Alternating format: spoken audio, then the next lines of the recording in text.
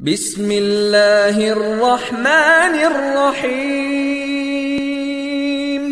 औज़ुबिल्लाहि मिनश्शैतानिर्रजीम। बिस्मिल्लाहिर्रहमानिर्रहीम। अल्लाहुम्मा सल्लि अला सय्यिदिना व मौलाना मुहम्मद व अला आलि सय्यिदिना व मौलाना मुहम्मद व बारिक व सल्लिम व सल्लि अलैहि।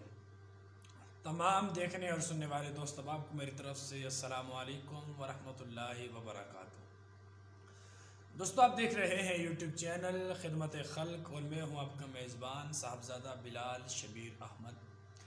दोस्तों, आज की इस वीडियो में हम बात करेंगे कि हमारे मुआशरे में आजकल देखा जा रहा है कि अक्सर हमारे बुज़ुर्गों के, बूढ़ों के, हमारी माओं के, हमारे वालिदैन के घुटनों में बहुत सख्त दर्द होता है। आज दौर ऐसा आ चुका है कि हर जगह पे एक नए से नया तबीब बैठा है, हर नए से नया हकीम बैठा है और हर जगह पे डॉक्टर बैठे हैं। तो हमारे लोग डॉक्टरों के पास चले जाते हैं, खर्चा खर्चात भी करते हैं, लेकिन फिर भी आराम या सेहत नहीं मिलती। दोस्तों, मैं आपके लिए आज एक ऐसा ज़बरदस्त नुस्खा लेकर आया हूँ। अगर आपने उसको आजमाया तो इंशाअल्लाह अज़्ज़ा वजल मरते दम तक आपके घुटनों में दर्द नहीं होगा। दोस्तों, आपने करना क्या है? आपने करना यह है कि आपने बाज़ार जाना है मच्छी फरोश के पास। वो मच्छी फरोश जो मच्छी पका के सेल करता है, उसके पास आपने जाना है और उससे जाकर बोलना है, भाई हमें वो तेल दो जिसमें आप मच्छी तलते हो।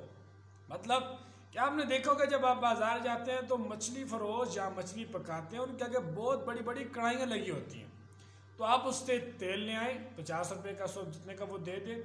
याद रखें, जितनी ज़्यादा उस तेल में मच्छी पकी होगी उतना ज़्यादा आपके लिए तेल फ़ायदेमंद है।